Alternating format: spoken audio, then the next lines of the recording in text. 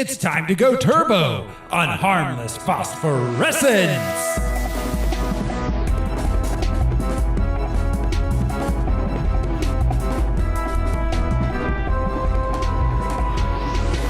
Hello everybody! Welcome to Harmless Phosphorescence. This is your host, Rose Smiley, and I'm pretty good at being alone. But I'm not! Who's joining me this week? I'm Josh Cece, and I haven't glown in 16 years. I'm Brian Lesh, and my fingers emit liquid energy. I'm Alaric Weber, all caps, so you know I'm serious. And this is Harmless Phosphorescence. It's the podcast where we watch every theatrically released full-length live-action superhero movie ever made. We gather some research into the production and the source material, and we tell you all about it. This show's brought to you by our patrons. Patrons like executive producers Michael Beckwith and Atticus Burkett. You want to be a patron too? It's easy. Just go to patreon.com/harmlessentertainment. We got lots of bonus content there. We've got Star Wars miniseries. We got some holiday shows. We got music stuff there. We do a monthly movie where we just pick a random one from random years. So $1 a month is all you need to get started. Head on over and check it out. This week, though, on Harmless Phosphorescence, we're watching Max Steel. Fresh start number 9. No more moving around. I promise. And we have a new student, Mr. McGrath, Max McGrath. You're not Jim McGrath's son, are you? Why does everybody in this town know more about Dad than I do? You knew my dad. I need to know about his work. Your father was working to find a way to harness energy beyond anything that mankind has ever attempted. He was right on the edge of a breakthrough. What's happening to me? Max? No, stay back! My name is Steel. What? You speak English. Max! My mom is coming. Is my mom dangerous? No, come on. Go cold hands. You gotta clean in here, bud. Did you do this to me? No, Max, your father gave you these powers. I'm just here to show you how to use them. Let's get started. Max, you can use your energy in many different ways. You can run faster. Be stronger. And I haven't even shown you the best part yet. What? This is awesome. You're welcome. Max? Sophia. You okay? Yeah, just really late for my, Okay, this is boring. my Zumba class. The girl appears to cause increases in heart rate. Perhaps you should avoid contact. Perhaps you should shut up. See? She has made you angry. The Ultralinks are here to destroy the Earth. And your energy is the only thing that can stop them. Time to suit up. Coming in hot, Max! Oh, I can't believe I'm doing this. You have to learn to control these powers. Go right. Let's go left. No, let's just go straight then. Okay. Go! Run faster! So much faster! Your father believed he could save the world. It's up to you now, Max. Steel now! Go turbo!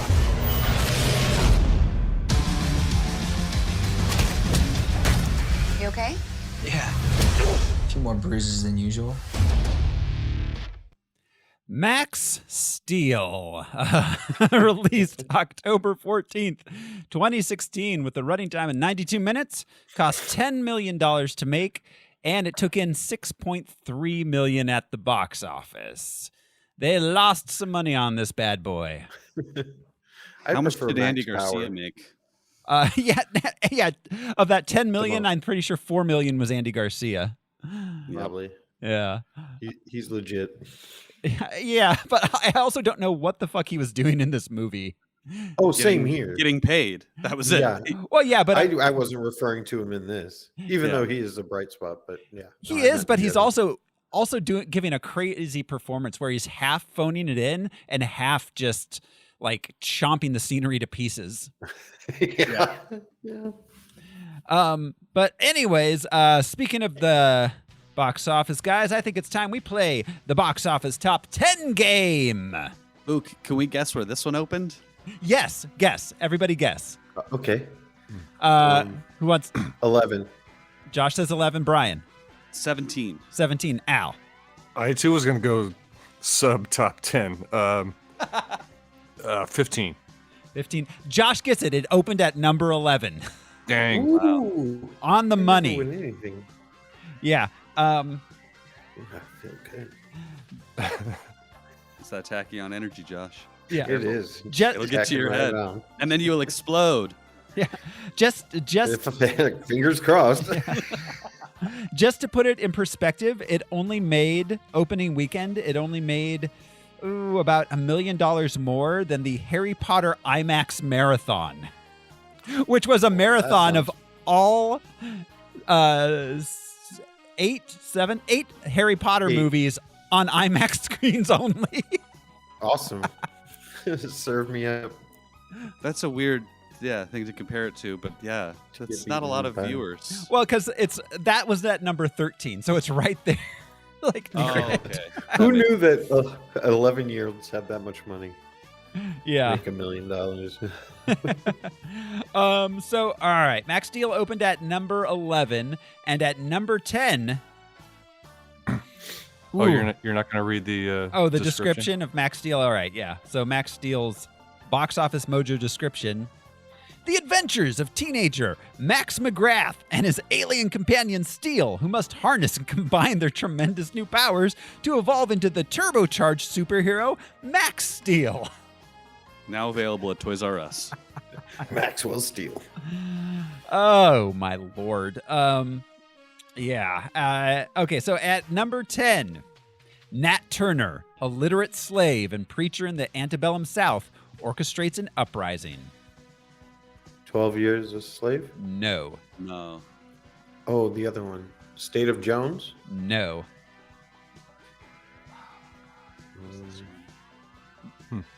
This is it's named after a very, very old, very, very famous movie, which I assume Oh, is this like Song of the South? it's called The Birth of a Nation. Oh, that's. Oh, right. The Steve Yeah. is that his name? Steve McQueen? Steve No, he's a McQueen. designer. Yeah. Anyway. Yeah. Yeah. At number 9, when a pilot lands his damaged plane on a river in order to save the passengers and crew, some consider him a hero, while others think he was reckless. Oh, this isn't Sully. This is the one with. No, it is It is Sully. Sully. It is Wait, Sully. people think that he was reckless? Yeah, he got criticism because that's He that's saved the everyone's human life way. on that plane. I can't I think know. of another pilot. What who's else done was that. he supposed to do? The plane's going down. What else was he Right. supposed to do? Yeah, It's like, if there is a crash and time no to one be will be at reckless. fault. He's like, yes, I was reckless in that I avoided a complete wreck. Right. There was no time to, What's the No Denzel time, dude. Washington Scoot over. movie where he's a pilot and he does? Oh, Denzel? not the same- yeah, what is that movie That was called? what was that called? It was It's a great movie. that's a Robert Zemeckis film. It was Yeah. it was his first live action one since like What Lies Beneath or something. Have you guys seen that movie? Not to completely distract us on an airplane thing, but Denzel is like high as fuck on cocaine Yes. and has been drinking all night, like drinking liquor, and he wakes up and he's all bleary-eyed and flying the plane, and something goes out and he has to flip the plane upside down Right. to land it remember that. safely. And like the air traffic or the guys who investigate after airplane crashes, they're like, how did you even do this? And he's just like, cocaine, one hell of a drug. I don't know. Like, It was called- Sorry, what it was called Flight. yeah, Oh, it is I love funny. that movie so much because of how bonkers that scenario is, and the fact that he like flips the plane upside down. The bit of a tangent. I just found out this week that John David Washington is Denzel's son. You didn't know that? I didn't know that. Dude, Like where would I Washington know is this? Washington's a common enough last name that he's the Where would I know protagonist in Tenet. in Tenet, yeah, and he was in Black Klansman, but yeah. Yeah, Cool. after learning that, I was like, oh, you can hear the voice completely. Yeah. Well, and that's the only way to make new actors is to literally make new actors. Yeah, no one gets hired anymore unless their parents have been in Hollywood for 30 years. Coming up at number 8 on the box office top 10, after his principal destroys his sketchbook, Rafe and his best friend Leo decide to destroy his book and break every rule in the school's code of conduct. Attica. Oh my God. Proportionate Nickelodeon response. What was that, Al? I said, is this a Nickelodeon film? It actually might be. Good question. Wow, who's in this? Saved by the Bell, the movie. There is nobody I recognize in this movie. Wow. It's called Middle School, the worst years of my life. Everyone's. Yeah. I was close with Attica. Middle school is basically a prison. Basically, as far as the attitudes and vibes. At number 7. Okay. Having moved on from delivering babies to packages, when an order for a baby appears, the best delivery bird must scramble to fix the error by delivering the baby. Storks? Yes, storks. How did you all know of this Storks. movie? I didn't know it existed, but that would have been my guess also. I haven't seen it, but That's a movie? I did see it because, 2016, Jude was 7 years old. Yeah. And that's why. yeah. You're like, this is how babies are made. Let's go see a film about it. No, he was very like, storks deliver babies. And I was like, you've never seen a Warner Brothers cartoon, have you? Yeah, there's so many things like that. Yeah. Like, it's so weird. Storks? Like, that's the bird that delivers baby? Like, where did we come up with that? Where did it come up? Somebody one day saw a stork that had picked up a baby. A stork stole a baby one day. And they're like, yeah. Stork. Maybe a stork That's stole a your weird one. baby. Like, I didn't eat that baby. It definitely delivered it to a woman. Turns out that comes from German folklore. Weird. I didn't even know they had the storks stork? in Germany.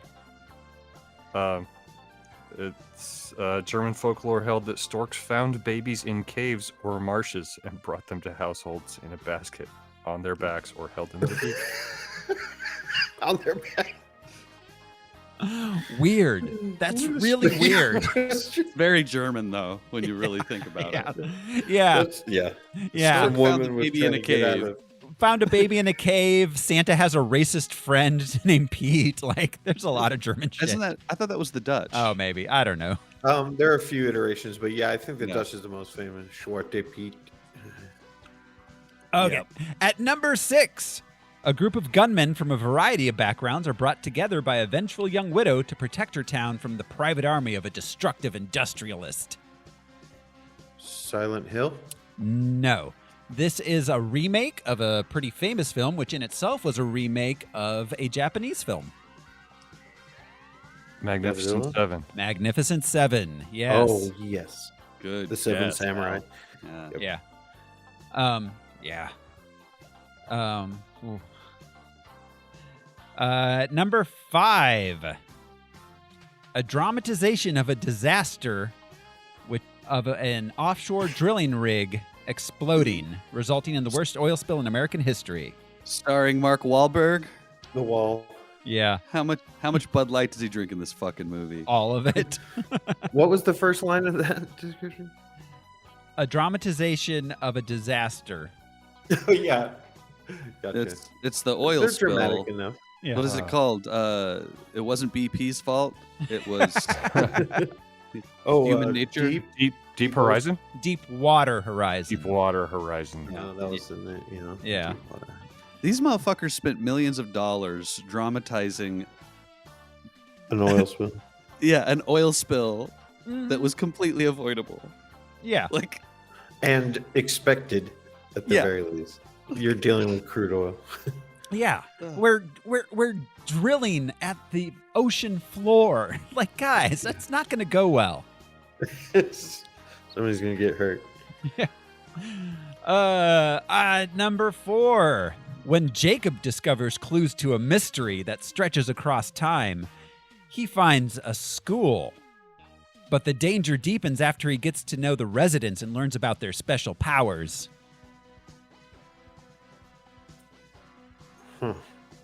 This is a YA fantasy film based on a YA fantasy series. Jacob is the character. Jacob, yes. I know Jude read the book and liked this movie. Maze Runner? It was Tim Burton film. I think no, not Maze Runner. I think Tim Burton just produced it. I don't think he directed this thing. It's Miss Peregrine's Home for Peculiar Children. Oh. Yeah. Yeah, that's most homes. Yeah. Number 3. A comedian performs in front of a crowd of 53,000 people at Philadelphia's outdoor venue, Lincoln Financial Field. Stand-up comedian? Yeah. That's the entire description. If I told you the name of the film, you would just, or if I told you which comedian, you'd just know the name of. Yeah. It's a stand-up that's also an actor. He's good friends with The Rock. Oh, Kevin Hart.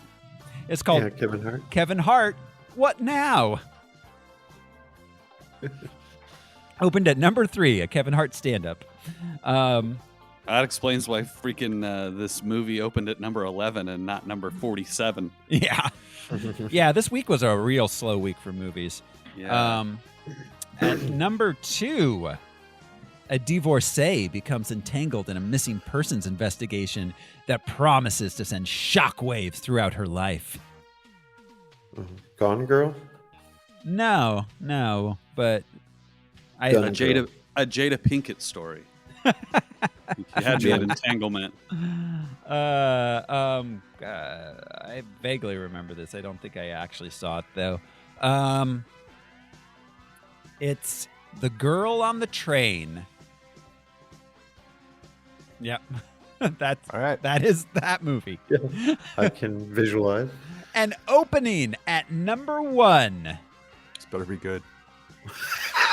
Or you're all fired. Yeah. Well, I'm sorry to disappoint, Al. As a math savant uncooks the books for a new client, the Treasury Department closes in on his activities, and the body count starts to rise. This is that Matt Damon movie. Yeah. No, not the not accountant. Matt Damon. Ben Affleck. Oh, it's Ben Affleck. Oh, God, Big even Short? worse. That was- Ben Is this the Affleck- accountant? Yes, starring Ben Affleck, Anna Kendrick, J.K. Simmons, and John Bernthal. The Accountant. He's an accountant who just kills people. Yeah. Yeah, he just kills people. Like, So maybe he's a hitman that does math. I think we need to switch those up. Ben Affleck is more believable as Batman than a math savant. yeah, he is. Oh, yeah, wait. Matt Damon played a savant in Good Will Hunting, Yeah, Good and then Will Ben Hunting. Affleck played a savant in The Accountant. It's how Ben Affleck fucks with Matt Damon. Matt Damon's like, really, Ben? Really? He's Yeah. going to play a spy who wakes up in a lake someday. I just watched The Last Duel, Ridley Scott's most recent picture. That was a good And movie. it's set in medieval France, but Ben and Matt are both in it, and they have the worst, 12th century haircuts. Oh my God! Yeah, Ben Of all especially. That Ben Affleck haircut is amazing. Those haircuts were Like done a by the Caesar same dude. person who gave Hawkeye his haircut in Endgame. Yeah. Yep, Yes. I'm just distracted by what's going on top of your head. totally. Yeah. Last Duel was good. Didn't one of them have bleached hair? That was also? Affleck. That was Affleck. Yeah, it was a Caesar dude, but it was bright blonde, and so was his beard. Now, obviously, blonde people, but it was dyed looking. It was hydrogen peroxide looking. Yeah. It was bad. It was, yeah. All right, so that is the end of the box office top 10. This movie was not based on a comic book, so Al, I'm giving you the week off, buddy, unless you just want to talk about some random comics. Archie was pretty good. Yeah, totally. Gem and the Holograms. There actually was a comic book. Oh no. Created. I don't think. Hang on, I've got more information on that. Was it promotional or did it precede? It was promotional. Yeah, it was a promotional comic book. Released in 1997, distributed as a free 12-page comic book titled "Take It to the Max" to introduce the characters. TJ Maxx. So this was concurrent with the release of the toys, I believe. Yeah, the first line of toys. Yeah. That's kind of cool, though, to release a toy and a comic book at the same time. Yeah, a free comic book for, I assume, kids at Toys R Us would like be able to pick it up on their way out or something. It was consistent with Mattel's practice of doing so with like the 12-inch G.I. Joe toys. So is this one? What I forget what the scale is on a G.I. Joe, but is it like a G.I. Joe sized toy? I'll actually get to that in just a second in the production. Yeah. So, do you have anything else on the comic, Al? No. Let's wait. Hang on. We'll see. We don't have to see. Like we don't. The comic consists mostly of two different briefing presentations, supposedly happening at the same time. I love comics that consist of presentations. Yeah.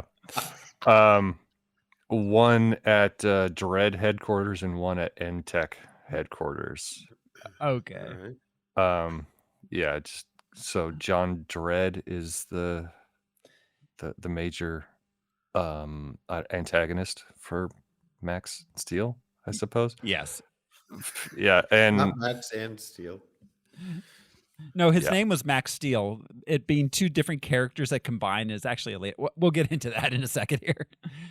So, yeah, I got no more. Okay. Yeah. Okay. So, so that dovetails nicely into the origin for this, which actually goes back to 1972. When the Big Jim line of action figure toys was created by Mattel, it was made Big Jim was the special agent analog to G.I. Joe. James Bond had been very big, so they wanted to make a G.I. Joe except with size figure, so it was like the 12-inch. Big Jim. Big Jim. I remember those. Yeah. Like Big James. Yeah. Yeah, like James Bond, Big Jim, it was supposed to be G.I. Joe, but secret agent. So in Central and South America, Big Jim was actually known as Kid Acero, which translates to Kid Steel. And in the 90s, they decided that Mattel was trying to come up with a new toy. They came up with the name first, Max Steel, which they based on the Kid Acero line.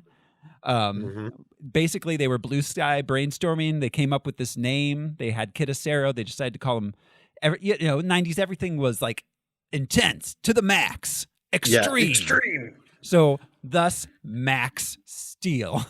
Yeah, it's the maximum amount of steel. Yes. Concurrently, while they were developing the toy, they contacted Netter Digital, which was a CGI company. They did all the CGI for Babylon 5. They did the Dan Dare and Robotech 3000. They weren't an especially good or well-known or well-regarded company, but I bet you they were affordable. I bet they were affordable. Well, yeah, Babylon 5. I wasn't a fan of that show, but it didn't look like a powerhouse of special effects. No, and Babylon 5 is actually a much better show than it probably should have been for what it was, but that's an entirely different tangent I'm not going to get off in. Oh, Hypernauts. That was their big one. Hypernauts. was the Hypernauts. cartoon they did in the 90s. It was created by Douglas Netter, who actually used to be the head of what was MGM. He was the COO of MGM for a while in the 70s.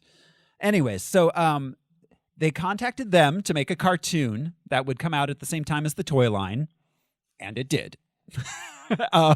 It was a bad CGI cartoon that aired from 2000 to 2004.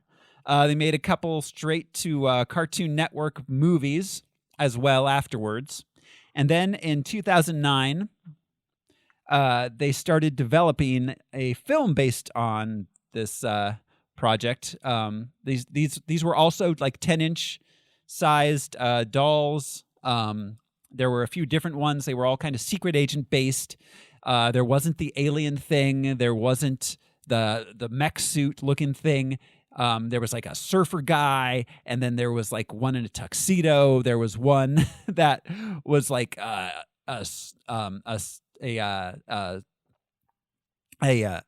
snowboarder. So like they were extreme, max steel, extreme to the max. Secret agent, super young secret agent.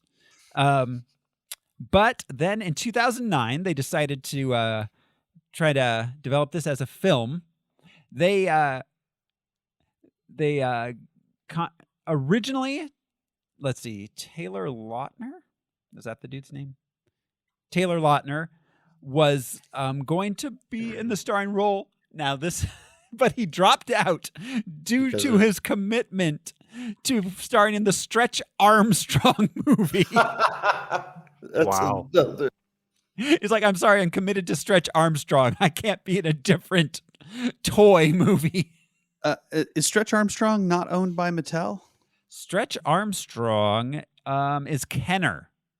Oh. And Yeah. Hasbro. The Hasbro. Star Wars, yeah. The Kenner Star Wars story is yeah. really neat. the Pepsi to Mattel's Coke.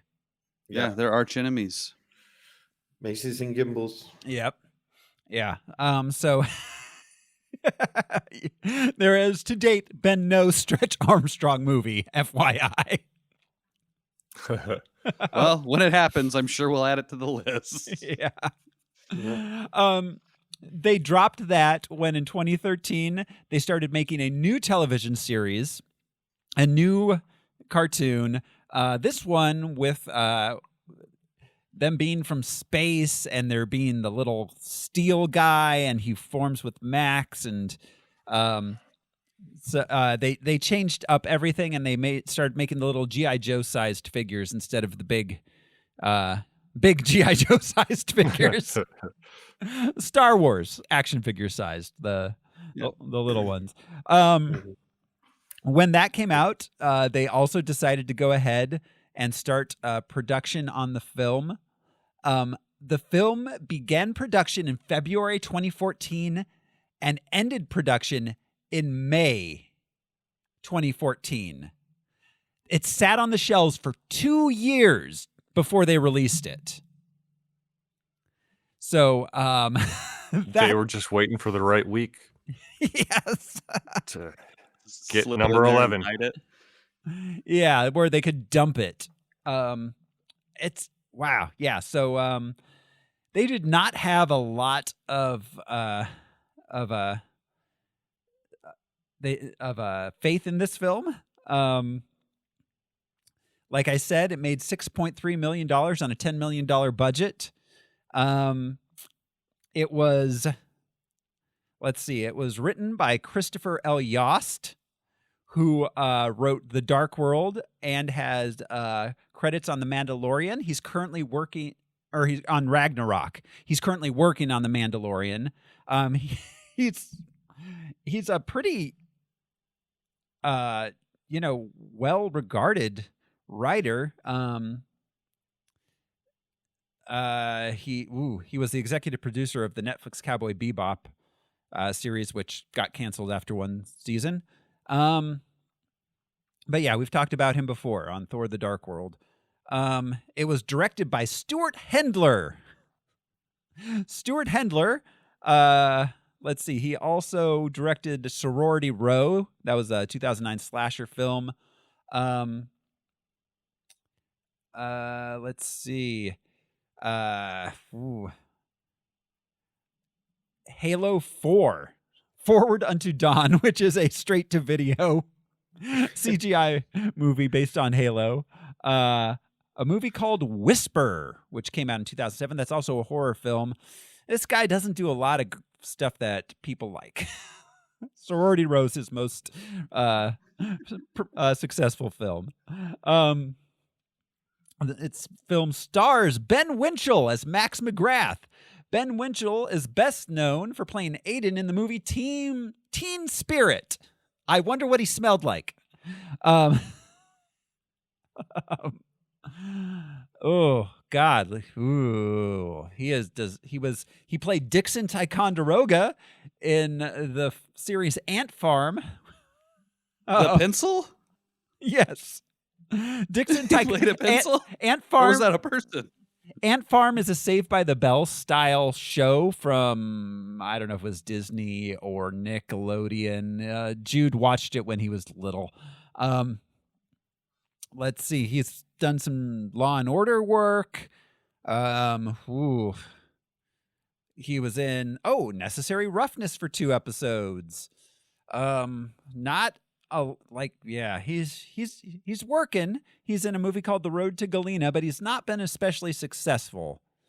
So yeah, that's what that dude's been doing. Maria Bello. I'm sorry, did you mention My Super Psycho Sweet 16 Part 3? I did not. But he was in that. How did that not make the list? That sounds like a superhero movie. Super Psycho Sweet 16. Yeah. Their power is losing their mind. Isn't that that was a reality show, wasn't it? Oh, I don't know. Yeah, I think that was a reality show. Maria Bello plays Molly McGrath, the mom. She actually had a career. Yeah. She's in a bunch of stuff. Permanent Midnight, she was in. Coyote Ugly, Autofocus, the remake of Assault on Precinct 13. She works Company of Men. Ooh, Grown Ups 2. Currently, let's see. Her last movie was The Waterman in 2020. She's currently in something called The Woman King. She did a lot of TV work. Oh, she was in NCIS for like 3 years. Law and Order. She works. Oh, she played Mrs. Smith in the Mr. and Mrs. Smith TV series. That it was in 1996. I had no idea that existed. Yeah. So, Anna Villafane as Sophia Martinez. She played Gloria Estefan in the Broadway musical On Your Feet. She's a singer. Huh. Good for her. Yeah. Let's see. She was in Mozart in the Jungle, a series which I meant to watch at one point, then forgot existed. She did some voice work in GTA 5. She was in New Amsterdam. Oh my God, she's in the upcoming reboot of Night Court. Yeah. Nice. Wait, what? Yeah, there's a Night Court reboot coming. Dan Fielding's going to be in it. And then Harry's daughter plays Harry's daughter. Wow. Is there already an IMDb page up? I don't know. I'll have to check. Yeah, that's wow. Yeah. Yeah, but they actually got Harry Anderson's daughter to play Judge Harry's daughter. That's so great that on 30 Rock when they staged the real final episode of Night Court to satisfy Ken. But Tracy's like, I'm going to be playing Mac in the Night Court movie. And the real Mac is standing there and he's like, what's that? No. That's right. And also he's like, I lost a quarter. Or I found this quarter. And Mac's like, I lost a quarter earlier. Speaking of reboots, did you guys hear there's a Quantum Leap reboot being made? No. Yeah, Quantum Leap. But it would work. It'll be fine. It won't yeah. be as, you can't compare it to the Well, first. it's. but- I mean, it's a modern interpretation of something that whack. It'll be cool, I'm sure. Yeah. Or awful. Yeah. Yeah. yeah. There. Oof. I watched the first episode of How I Met Your Father and immediately wished I hadn't. Yeah. Our good friend Lucille was in that. She's an extra in the background. Oh, really? Yeah. Oh, huh. I didn't know that. This is really neat. It was cool for her. Oh, well, good for her. It's still a terrible show. Yeah.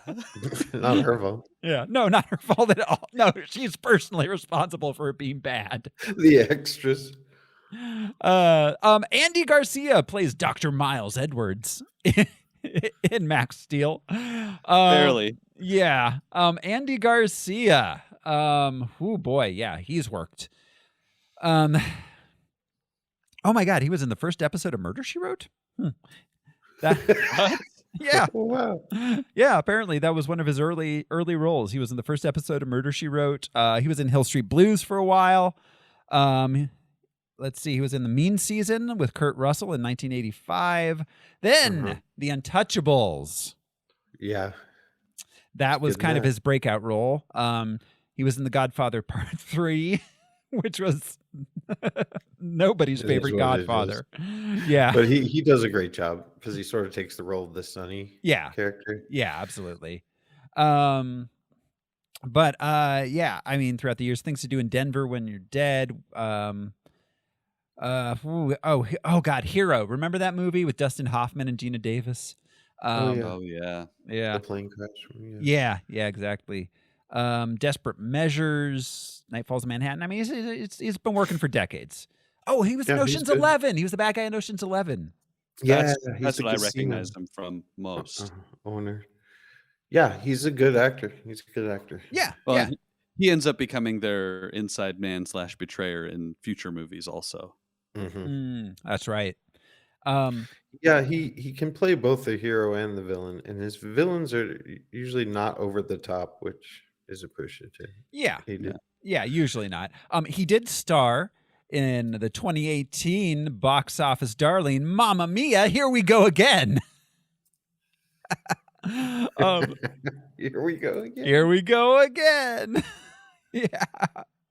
Oh, and my Dinner with Hervé, along with Peter Dinklage. Weird. Did you guys know that what's his face? The inconceivable guy. What's his name? From Wallace Shawn? Wallace Shawn. I just saw an interview with him. They're making a sequel to My Dinner with Andre. Wallace Shawn and Andre are making a sequel. Okay. Yeah. I imagine they had more than one meal together. I imagine so. That's about it for Max Steel. There's not much else to say about it. You guys, It's by the numbers. it sure is. You ready to jump into the movie itself? Yep. How much did Mattel say they were going to pay us for this? Not enough. Mattel. Not enough to make me watch this movie twice. All right. We ready to go turbo? Unfortunately, yes, we are, Al. Here we go. This is Max Steel. We open on a house. Is this... Wait, before we even open, can we talk about how cool the fucking Mattel logo looked? Right? What was up with that? This felt like it was a prestige Mattel film. Like they had been doing this successfully for 15 years. Well, and then they were like, "Da-da-da-da-da-da-da-da, here's Mattel. Da-da-da-da-da-da-da." And there was shots of like Hot Wheels and stuff, and I was like, why isn't there a Hot Wheels movie? Like, what the fuck? You're going with Max Steel? Man, they really missed an opportunity with the success of Cars. If that had been a Hot Wheels movie, kids would have ate that shit up. I would have gone to that movie as an adult. Yeah. I love Hot Wheels. Or if there's Still. one in tandem to that, yeah. And the whole plot could have been like a Hot Wheel gets stuck inside a person's digestive system. Okay. So Wow. I mean, here's the thing. So my older son Rain, he was really, really into Hot Wheels as a kid. There actually were a series of straight-to-video Hot Wheels movies, CGI Hot Wheels movies made throughout the late '90s and early 2000s. that were all pretty uniformly terrible, but they should have made a big budget, like actual theatrically released Hot Wheels movie. Yeah. I think G.I. Joe movies had already come out at this point. We'd already probably seen 17 Transformers films. Yeah. Like, yeah, it's weird. And the cars wouldn't need to be anthropomorphic. It could be a situation like Cannonball Run or the Gumball Rally. That kind of thing. And they make so many varieties of Hot Wheels. It would be fun to see characters switch from like an ice cream machine that's souped up. Yeah, right. That driving was, a dump truck. The CGI straight to video movies were like they were kind of like a speed racer.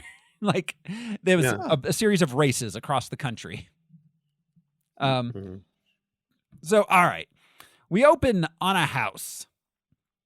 Is this in Florida? Because it seems swampy and everything's very warm, but also it's called Copper Canyon, and there's definitely not a place in Florida which you would ever name Copper Canyon. That sounds like an American Southwest kind of place. Yeah.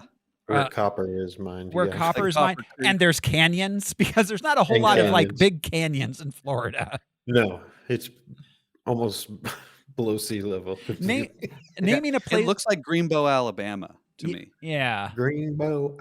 Yep.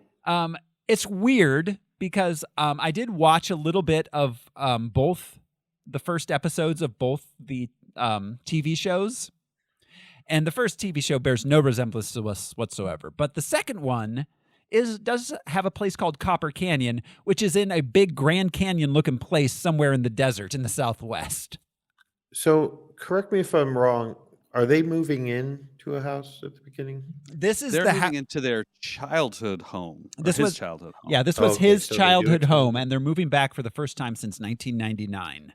So that's not how houses work, unless they still owned it the whole time. I would assume they had to have. Otherwise, none of that makes any sense. Well, and that's what I was going to say. I'm glad they addressed it, but I was going to be like, they moved to a new town, but yet her husband's company just luckily is in that town. Yeah, no. They moved back to the town that he was born in. Doesn't he find something in the house to establish that it was his childhood home? There's a bunch of stuff. Mattel product or something with his name written on it. There's a bunch of stuff. There was his bedroom with the stars. There was his baby pictures. There was a calendar which said 1999, thus telling us they hadn't been there since 99. Like there was a ton of stuff in this that like they left everything they owned basically. Right. Yeah. So and then like so many people saying your father was a good man. Your father was a good man. Why? Your father was a good man. Yeah. Why was he so famous in this town? Does he drive around the town being like, "Hello, everybody! I'm the scientist. I'm good." He like provides jobs. Right. Was kind of how I read into their him being a good man thing. They're like, capitalism is great. Thank your father and his ghost for our jobs. Okay. Yeah. That was how I was like, was I don't know how else to noble. read this because he was a secret alien. Sorry, spoiler alert. Yes, he was a secret The alien. worst kind. So, all right, we meet Max McGrath, who for a split second, I thought they said Mark McGrath, and I was like, the lead singer of Sugar Ray? Sugar Ray. They were clearly inspired by this guy's name. He's like, put your I always arms thought that around was me. the coolest name as a kid. Well, and then at the end of the movie, the captions started, it said apostrophe girls. I don't know. I thought it was just McGrath. Oh, no, it was His McGrath. alien name. But his alien name was McCroth. McGarth? McCroth. McCroth. That's right. And they they humanized the alien word to be McGrath, which leads me to believe that Sugar Ray is an alien band. Have any of you seen that video where a dude calls as Mark McGrath? It's like a paparazzi video, and Mark McGrath's getting in a car, and someone's like, "Hey, Sugar Ray," or should I say Sugar Gay? And Mark McGrath gets so angry and comes out and tries to beat him up. Oh, I would have laughed. that's hilarious. He got And also, it's even funnier that he tried to fight the guy over Yeah, it. it was Right. great. I would have been like, How dare you sully Not a the great name joke. of Sugar Ray? We have many number one the premiere singles. 90s. the premiere 1998 to 1999 band.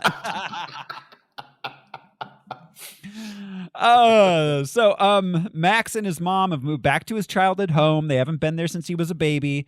We find out they move around a lot. His dad's dead. He starts school the next day. That night, his hand does a weird thing to the TV. So why do they move around a lot? I'm just going to ask my unanswered questions because we're going to have so many. Well, she answers in the end. Why? At the end of the movie, she tells him why. Oh. I guess I must have been glossed over by that point. It's because he was an alien, and she was afraid if they settled down anywhere, that the bad guys, I can't remember what they're called, the bad aliens would find them, and that if the Ultralinks would find him, and that if they made any connections, that people would find out he's an alien if he started showing powers.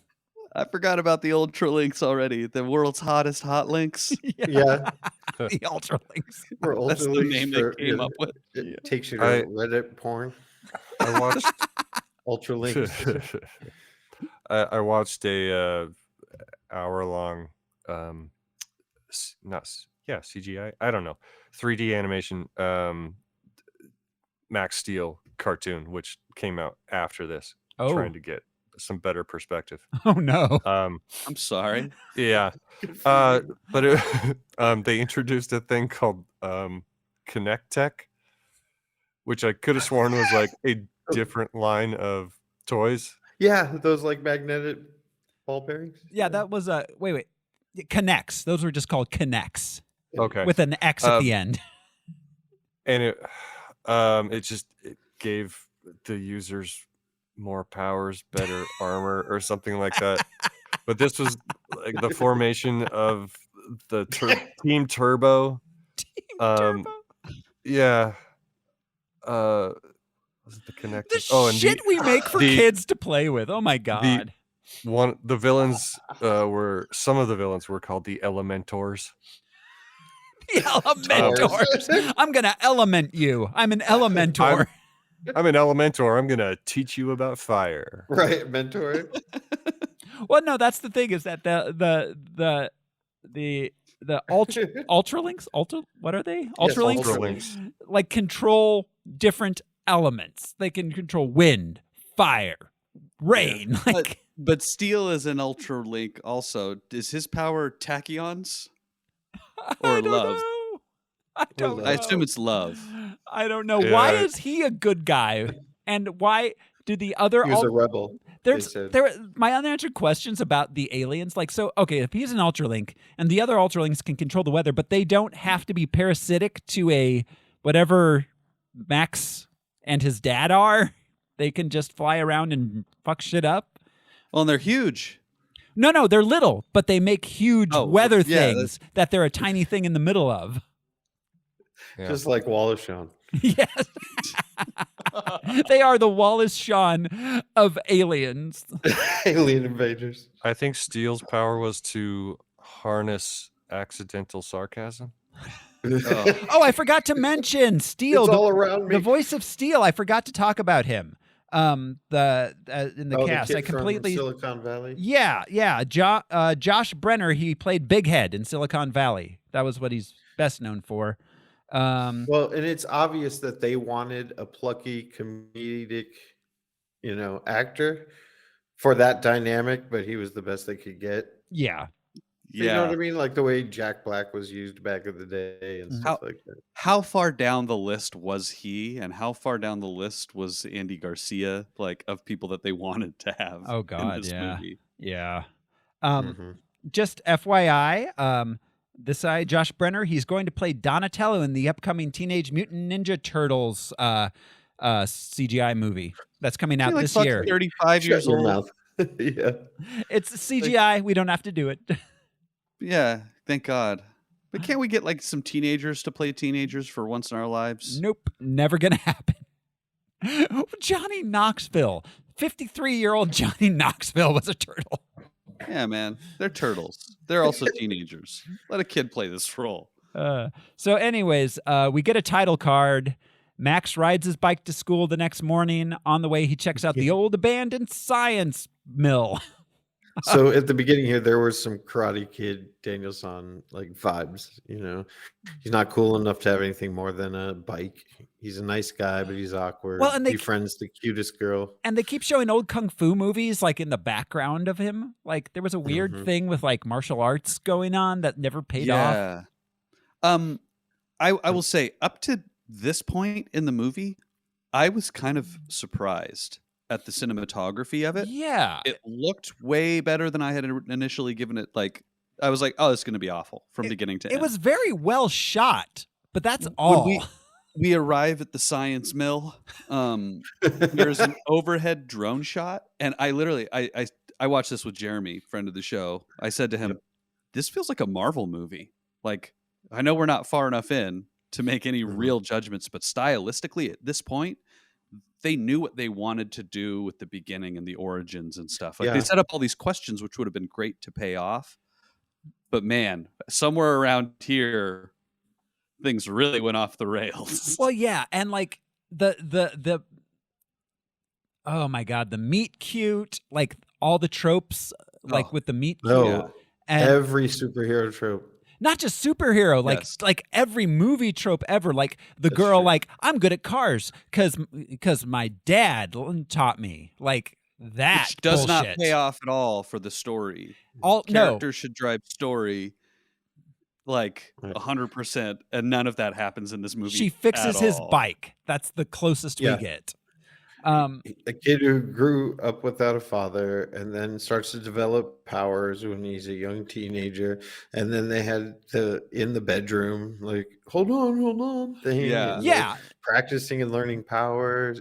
Just every single trope you could ever imagine. Yeah. The girl is to me a huge disappointment in this storyline because it would have been great because there's a lot of time where we don't see the suit.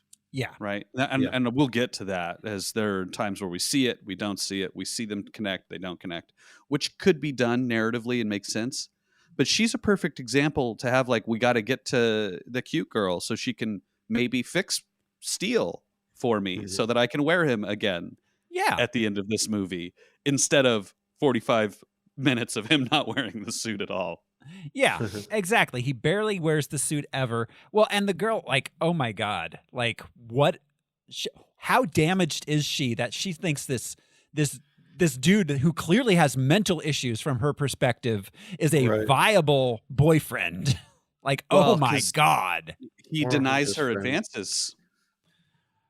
So she is now chasing him. It's a really weird characterization for this character. It really is. I could not for the life of me understand why this girl would be into this dude. It's a teenager written by a committee of grown men. Yeah, it is. Yeah, for sure. Which is a bummer. Mm-hmm. So he gets hit by her in her truck. She offers to give him a ride home since his bike got messed up in the accident. It's so weird him not being able to, like, there was multiple scenes of him not being able to, like, hear her or understand her right, and I couldn't understand thematically what that was about. He's just staring off into the middle distance, you know? He's reliving traumatic experiences in his head, I guess. But, like, that... He's like, I wonder if my dad was a good man. Yeah. But then, like, her banging on the window later on and him not being able to hear her through the window, like... It's a weird ongoing theme that didn't pay off in anything thematically. I know why, though. Tachyons, obviously. Yeah, tachyons. So she, let's see. In school, he discovers his dad was locally famous for being a real good scientist guy. Then after school... She picks him up, takes him back to her house. She introduces herself as Sophia. She fixes his bike for him, and then he does a weird thing to the radio. They flirt. He goes home. Yep. I deduced that like his boners interfere with the radio. His boner's like an antenna. Well, because he has liquid energy coming out of his fingers. And other things. I thought... Does that only come out of his fingers, or does that come out of everywhere else? Oh, it comes out at night. Oh no! It comes out of anything finger shaped on him. finger shaped. That's not creepy. Whoa, but yeah. it is. At home, he finds Miles Edwards, his dad's old science partner with his mom. Miles now runs NTech, the company they co-founded. Meanwhile, were they were intentionally making it look like Mom and Andy Garcia were an item, right? Yeah. And that was their thought secret. So. They were like, Their secret was that his dad's an alien. Yes, but they were trying to obfuscate that by making it seem like she was fucking Andy Garcia. We're like, we don't want him to think he's an alien. Let's just make him think that we're fucking each other. And we betrayed his father. And like, killed his "Yes, dad. Yeah. And he also gives a little shout out to Spam. Yeah, did Spam? And it wasn't like in a bunker situation. Yeah. But that didn't go anywhere. Pantry. Did Spam pay for product placement? Because he says, "Oh, it's great. It lasts forever," and then it doesn't come back. Yeah, there were so many weird little things that were set up. Like when he runs into that kid in the hallway and the kid's all weird to him and they do like picking up. And I thought, oh, that's going to be like the best friend sidekick kid that he's going to bounce. He's going to save him in a pinch or something. Or like he's going to be the man chair. in the chair. Like it seems like they were setting up a character and then they just weren't at all. Yeah, there's a bunker underneath that house, and we do not revisit it. I'm wondering how much of this movie got cut out. Like I feel like there was things. Yeah. I feel like there was a lot that didn't make it on screen that they shot or wrote or something. Meanwhile, in some sort of vaguely science type looking place, a weird thing in the water wakes up and starts shooting out blue light and busts the place up and breaks out of the building. The science type guys also have some gun shooting type guys, and they say it hasn't been active for 16 years. I thought this was really cool. The foreshadowing of the thing erupting from the bubbling blue water. That was a cool looking effect. And they didn't linger on it too long in the beginning, and it made me curious and it looked cool. Yeah. And then it ends with him flying out of the thing and Fantastic Four stick dooming a room full of people. Yeah. Yeah, all of the film craft of it, like the way things looked, the editing, all that kind of stuff, wasn't terrible. There was craft. But until the end of the first act. Mm. After the first act, the whole thing falls apart completely. It really does Nothing looks good throughout the back half of this movie whatsoever. Yeah, it gets pretty bad. Back at home, Max and his mom have dinner with Miles. Miles tells Max that he was there the night his dad died in a science accident. He tried to save him. But the power goes out. Miles gives Max his card, offering to let him see NTech anytime he'd like. Max Googles his father's accident, apparently for the first time ever. Discovering it was attributed to a big tornado which destroyed the lab. Then his fingers start glowing blue and shooting out sparks of energy. The next day, he goes into the forest with some electronics and learns how to control his powers at a basic level, although he still doesn't have much control. At school that day, Sophia invites him on a date. I thought she was inviting him on... She says the name of the restaurant, and somehow Max knows that means the following day at this specific time. So he goes home, he Googles himself. He types into Google, "What am I?" Like, Jesus Christ. He Googles, "Why do I have electricity or energy coming out of my fingers?" Why do I? I love it when movies use Google as character development or to like illustrate a plot point. It's like, why would you Google that?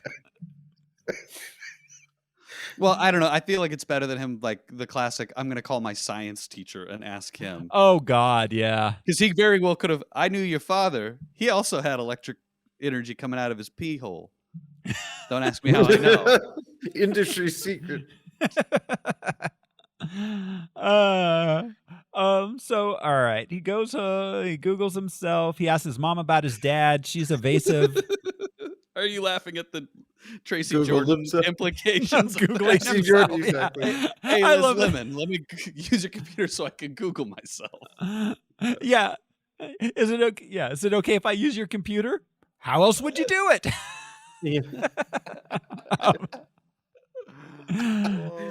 The next day, he meets Sophia for some boba tea. He does not like boba tea, the one thing which Max Steel and I have in common. It's his kryptonite. You don't like the chewiness of the pearls? I do not like the balls, no. So I like this moment because this was like one of the only moments where they felt like real human beings. yeah. He emotes like 2 whole times in this entire movie. And this scene where he's laughing at the awkwardness of him not liking boba. Yeah. And then at the end, when it's zoomed in on his face like Iron Man and he screams. Oh my God, that. Yeah, let's be clear. This lead actor has all the charisma of Boba Tea. Like, he is not. Hey, boba tea has bubbles in it. That's This man true. is without any balls or bubbles. That is true. Shots fired. Sorry, guy. At me, Max Steel. Sorry, brah. So they flirt. He begins to emit power.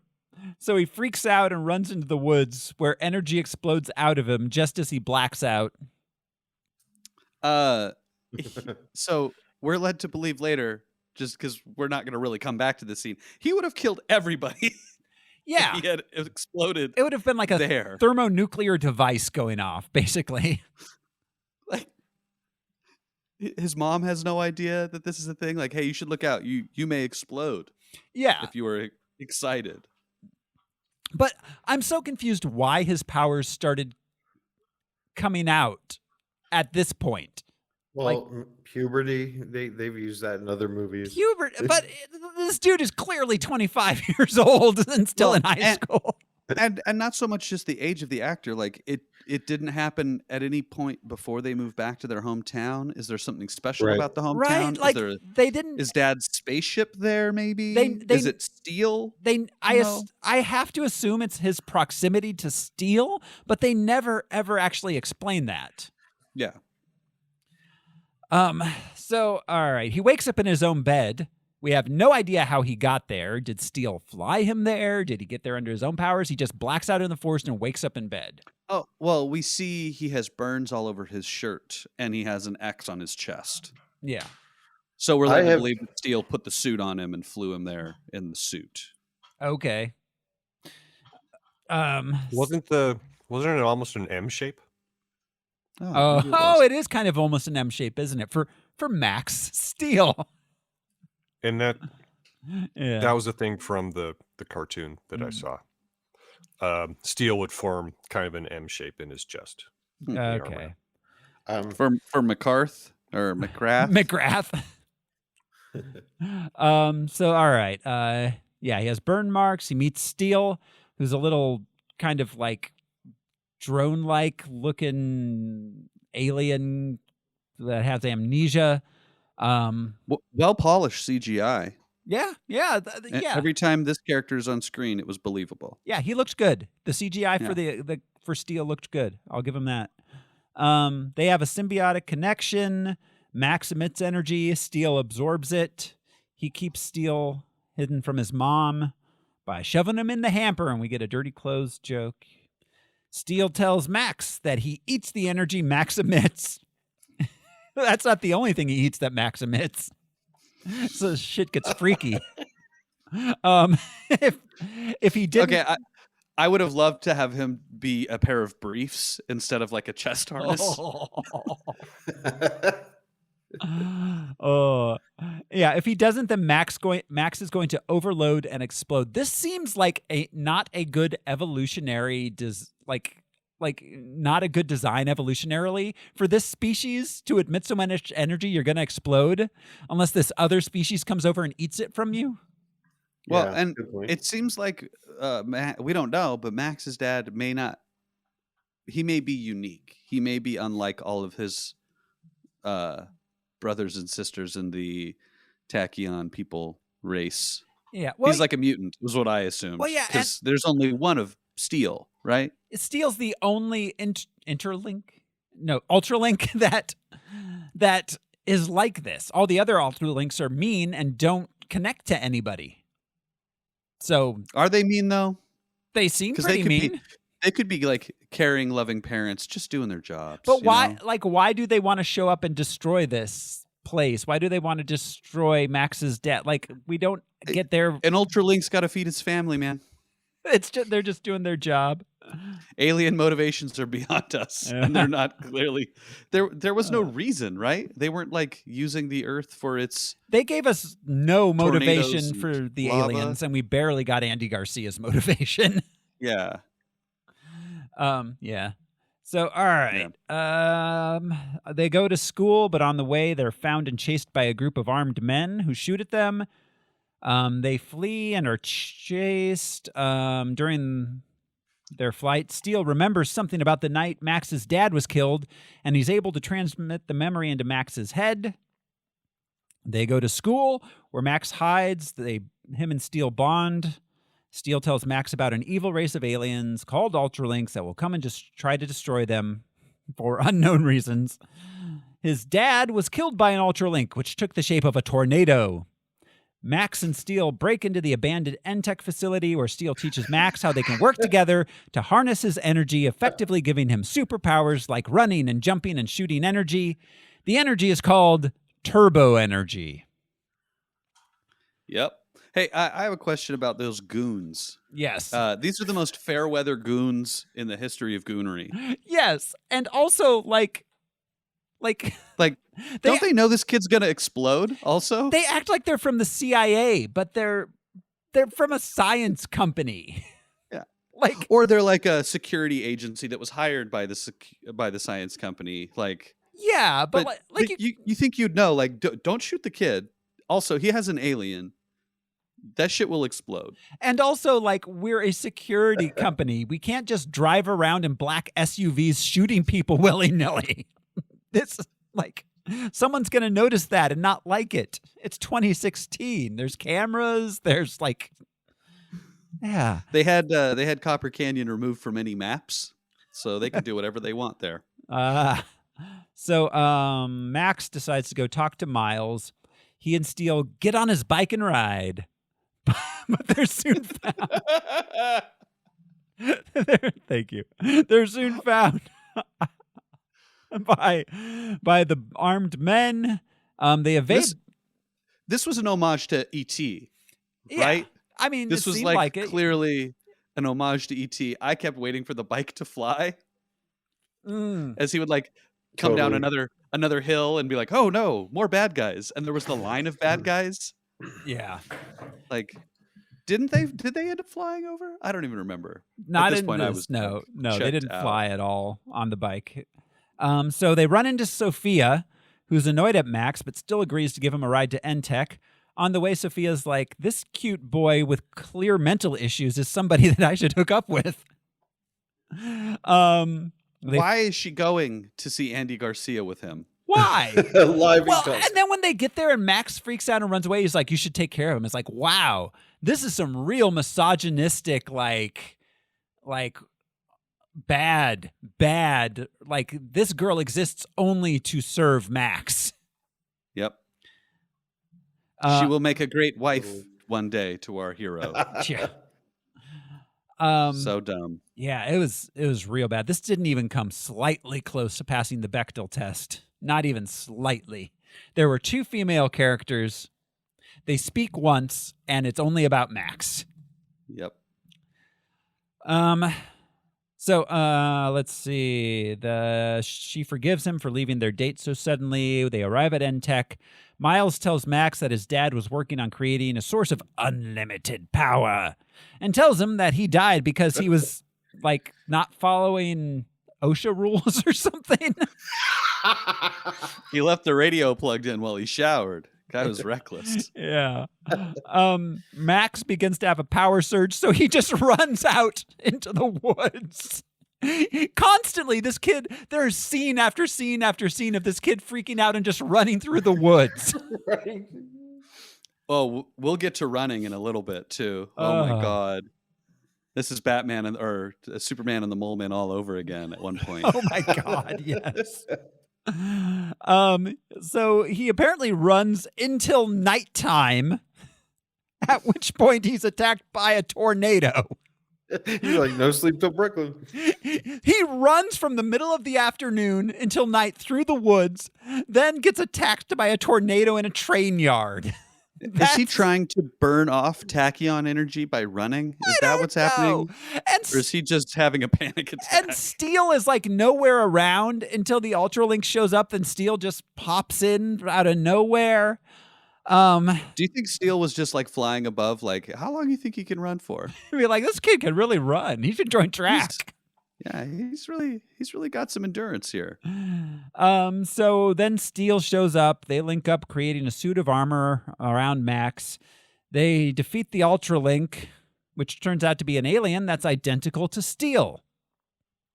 They share another memory in which it appears that Steel betrayed and murdered his father.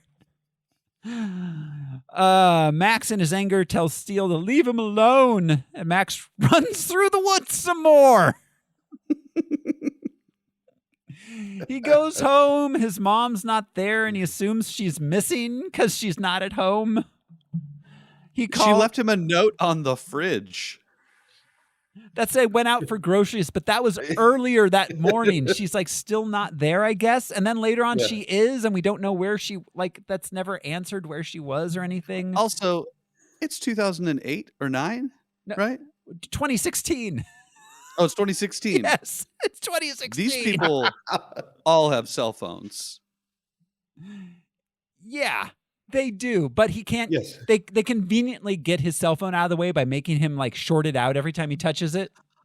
That's right. He can't touch a cell phone. Yeah. Unless he's wearing rubber gloves. But anyways, Which I wish we got more shots of him in the rubber gloves, man. That made me laugh. Yeah, that was funny. I forgot about that. Yeah. So he calls Miles, who tells him he knows about the Ultralinks.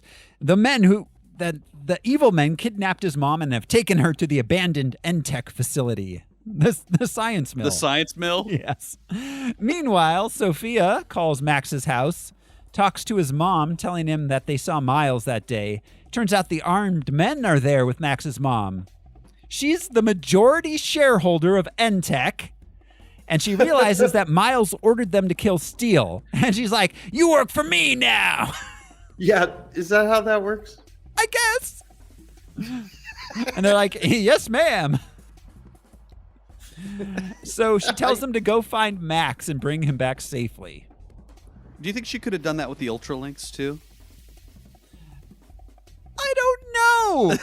I'm the majority shareholder here on Earth. The Ultralinks are like, oh shit.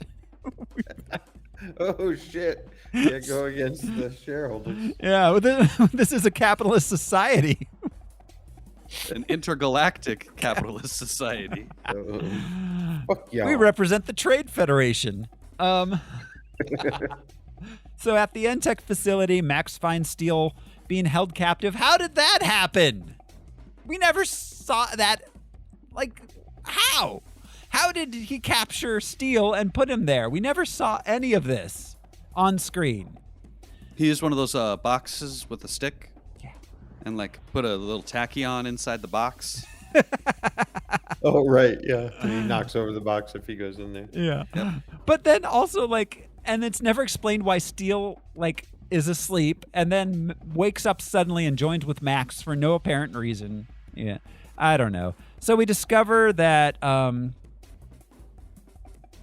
he has a flashback. He sees that Steel and his dad were betrayed by Miles, who was working with the Ultralinks. Miles plans on draining Max's dad, but he overloads the core, destroying the Ultralinks and stopping Miles' plan. Steel goes into stasis, ordered to sleep until he can find Max. After the vision, Miles shows up behind Max. He has a big suit of armor on that can drain Max of his turbo energy. He tells him, this is the big reveal. He's revealed, your father was an alien, Max. That's how we find out. Andy Garcia just tells him, and you're half alien. Well, wouldn't you wonder, like, are you human? Why are you wearing that suit? Where did you get that? He built it. You look like an alien. He tells Max he built the suit. Yeah. Yeah, they fight. Steel wakes up. He and Max work together, forming the armor, The men his mom sent show up. They accomplish nothing and run away. Then Max and Steel are nearly defeated by Miles, but at the last moment, they overload Miles' suit with the energy it's absorbing, and Miles explodes. Yeah, your father developed a way to harness energy. We have that already. Yeah, but also like his dad just emits this energy, but he was building a big battery thing. Was he supposed to stand there and hold it all day long, filling it with energy? Tachyon. In the aftermath, his mom finds them, reveals she already knows Steel, and she married an alien. Sometime later, at home, his mom reveals that they moved around Max's whole life to protect him from the Ultralinks finding him. Miles suggested they come back to Copper Canyon to keep an eye on him to see if he develops alien powers. She gives Max a necklace that was from his dad, and then he uses it to look at a star map that Steel generates to find his home planet. He goes back to Steele's house, or to Sophia's house, to return her car and apologizes to her for acting erratically. He promises to tell her everything. They kiss. He and Steel leave. They suit up and fly off into the sunset. Roll credits. How did he get her car? Because he was running around the whole back half of this movie. We don't see him driving the car without he did. her. He went to her house and asked to borrow her car, and she gave him the keys, and then we did see him drive it. Oh, okay. Only watching this twice did I notice all this, because the first time I was so hard to pay attention. It's a painful, challenging film. It is not fun. It is not. It's not so bad it's fun. It's so bad it's hard to watch. Bad. It's like I found Cats to be. Like, it's not even fun to watch for being bad. So that's the whole movie. This was real fast. We went through this real fast because hardly anything happened, and they went through the whole movie takes place over like 2 days. It's real fast. There's not a lot going on. They do like 4 things. And the majority of it is the tropes that we all know and are familiar with, the superhero tropes. Every single one they did. 20 minutes is of him running through the forest. Exactly.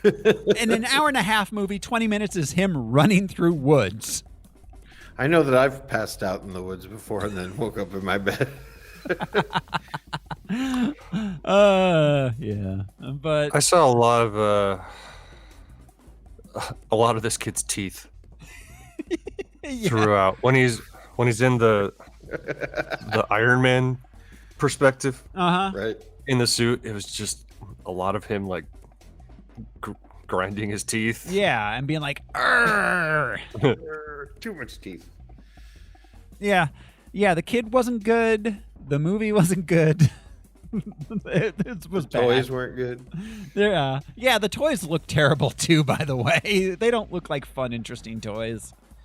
They look like pretty generic. Both lines. The original line looks like pretty generic. Like the Mego action figures. Yeah, and the second series looks like pretty generic, like day glow action suit stuff, like generic as fuck, this whole thing.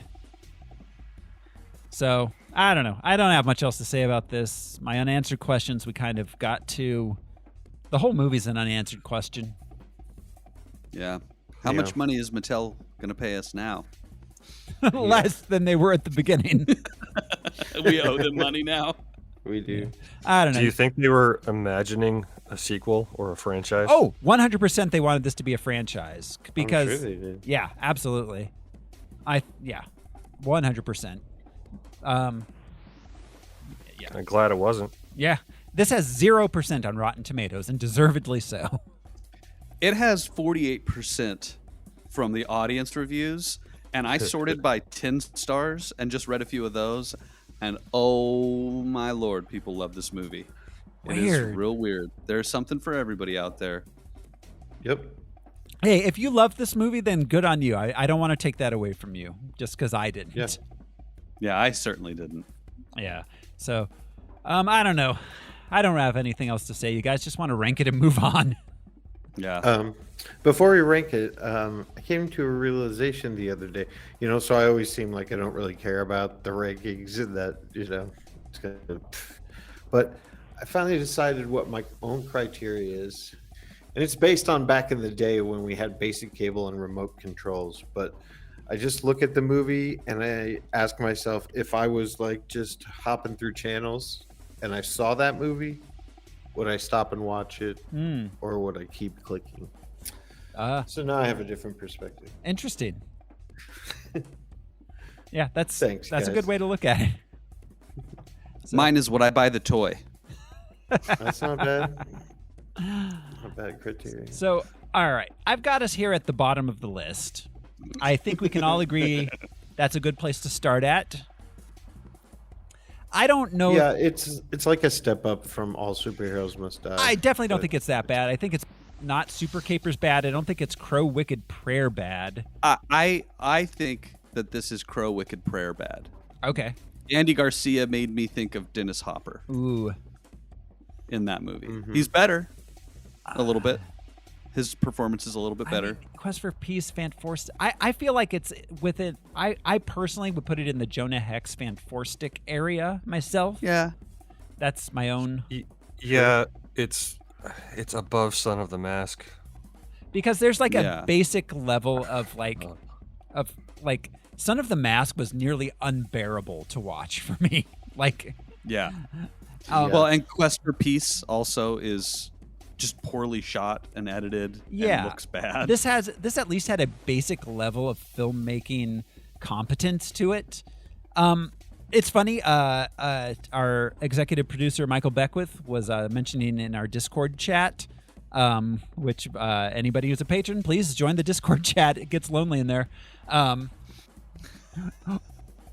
That he listened to the Superman 4 episode the other day, and we were talking. We ranked it last at the time when it came out, and we were wondering if we would ever find a movie that was worse than it. And we clearly found a number that were we got 5 that we ranked below it since. It's hard to beat All Superheroes Must Die, though. That was profoundly terrible. Yeah. So yeah, I feel like it's in the Fan Force Stick Jonah Hex area. That's my own personal take. I don't know what you guys think. I think that Fan Four Stick was somehow more fun than this movie. Likewise, Jonah Hex, more fun. Agreed. Yeah. Definitely Jonah Hex agree. Yeah, absolutely. Fan Yeah. Force Stick. I can see that argument. At least Josh Trank was trying to do something in Fan Force Stick, even if he wasn't allowed to in the end. Yeah. I don't know. I would put it. I'm thinking between Fant 4 Stick and Superman 4. Okay. All right. That's Al's All vote. right. Josh. Yeah, I'm okay with that. Right. All I'm right. gonna do it. Let's do it. We will put it there. Number 114 out of 120. That's where Max Steel belongs. Which means we are done with this movie. That was quick. That was Is this about to be our shortest podcast ever? No. Our first episode was 50 minutes. Okay. Again, a movie full of running through backlots. Yeah. Yep, just running. Yeah. So that means it's time to move on. Next week on Harmless Phosphorescence, we will be watching Doctor Strange. Yeah. Nice. Yeah. That's going to be a step up from Max Steel. Thank you all for hanging out with us on Harmless Phosphorescence. This has been your host, Rose Smiley. I'm going to go Google myself. I'm Josh Cece, and that boba really tied the room together. I'm Brian Lesh, and we must avoid the claw. I'm going to go blow some stuff up in the woods. Appliances mostly. I'm Alaric Weber. Thanks, everyone. We'll see you next time. Bye. Bye. Bye.